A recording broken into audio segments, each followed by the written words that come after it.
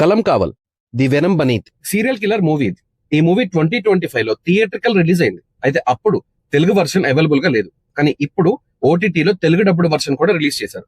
మమ్ముట్టి గారు ఈ మూవీలో ఒక క్రూషియల్ రోల్ ప్లే చేశారు. సరే, ఇంకా స్టోరీ ఏంటి, మూవీ ఎలా ఉంది అని తెలుసుకునే ముందు మన ఛానల్ ఇంకా సబ్స్క్రైబ్ చేసుకోకపోతే ఇప్పుడే సబ్స్క్రైబ్ చేసుకోండి, సపోర్ట్ చేయండి. Thank you. Story around 2000s లో కొట్టై కోనం అనే ప్లేస్ లో స్టార్ట్ అవుతుంది. ఒక లేడీ మిస్సింగ్ దగ్గర ఇన్వెస్టిగేషన్ స్టార్ట్ చేస్తారు సబ్ ఇన్స్పెక్టర్ జయకృష్ణన్. సో ఈ కేసు ఇన్వెస్టిగేషన్ చేస్తున్న జయకృష్ణన్ కి ఒక క్లూ దొరుకుతుంది. ఈ క్లూ ని ఫాలో అవుతూ వెళ్ళిన జయకృష్ణన్ కి సేమ్ ప్యాటర్న్ లో మిస్ అయిన ఇంకో మిస్సింగ్ గురించి తెలుస్తుంది.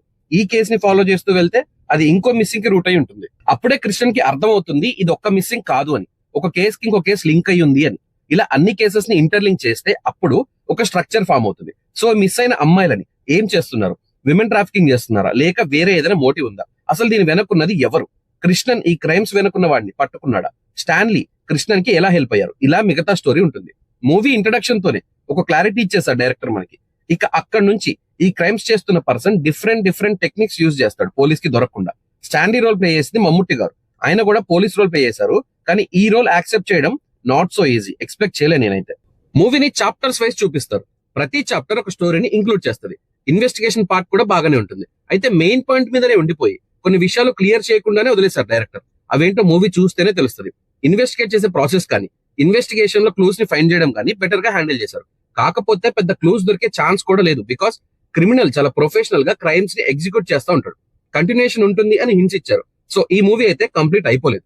అయితే స్టోరీ అరౌండ్ 2005-2012 మధ్యలో రివాల్వ్ అవుతుంది కనుక అప్పుడున్న టెక్నాలజీని బేస్ చేసుకునే ఉంటుంది మూవీ. ఈ విషయంలో డైరెక్టర్ కొంచెం ఇంటెలిజెంట్ గా ఆలోచించారు. బికాస్ 2000s టైంలో ఉన్న ఎక్విప్మెంట్ కూడా తక్కువే, ఇంత టెక్నాలజీ లేదు ఆ టైంలో. సో ఇలా చూసుకుంటే అప్పుడు ఒక ఇంటెలిజెంట్ క్రిమినల్ ని పట్టుకోవడం అనేది చాలా కాంప్లికేటెడ్ విషయం.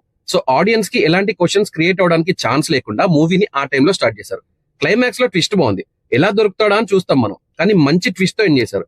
మూవీకి డెఫినెట్ గా కంటిన్యూషన్ ఉంది, అది క్లైమాక్స్ లో క్లియర్ గా చూపిస్తారు. బికాస్ ఫ్లాష్ బ్యాక్ కానీ కిల్లర్ మోటివ్ కానీ రివీల్ చేయకుండానే కంప్లీట్ చేశారు. మమ్ముట్టి గారి యాక్టింగ్ చాలా బాగుంటుంది. క్యారెక్టర్ లో చాలా షేడ్స్ ఉంటాయి, చాలా క్లియర్ గా డెలివర్ చేశారు. వినాయకన్ రోల్ కూడా బాగుంది, యాక్టింగ్ కూడా బాగుంటుంది. ఈయన ఎవరంటే జైలర్ మూవీలో విలన్ గా చేశారు, ఇంకా చాలా మూవీస్ లో కూడా ఉన్నారు. ఈ మూవీలో మంచి రోల్ అయింది. ఇంకా చాలా కాస్టింగ్ ఉంటుంది, బట్ ఎక్కువ స్క్రీన్ టైం కానీ స్టోరీలో కానీ వీళ్ళే ఫోకస్ లో ఉంటారు. ఇంకా మూవీ ఎలా ఉందంటే బాగానే ఉంది. ఫ్రీ టైం ఉంటే ఒకసారి ట్రై చేయొచ్చు. మూవీ సోనీ లివ్ లో తెలుగులో అవైలబుల్ గా ఉంది. మీరు చూస్తే మీ ఒపీనియన్ ని కామెంట్స్ లో మెన్షన్ చేయండి. వీడియోని లైక్ చేయండి. నా రివ్యూ నచ్చితే ఛానల్ ని సబ్స్క్రైబ్ చేసుకోండి. Thank you for watching.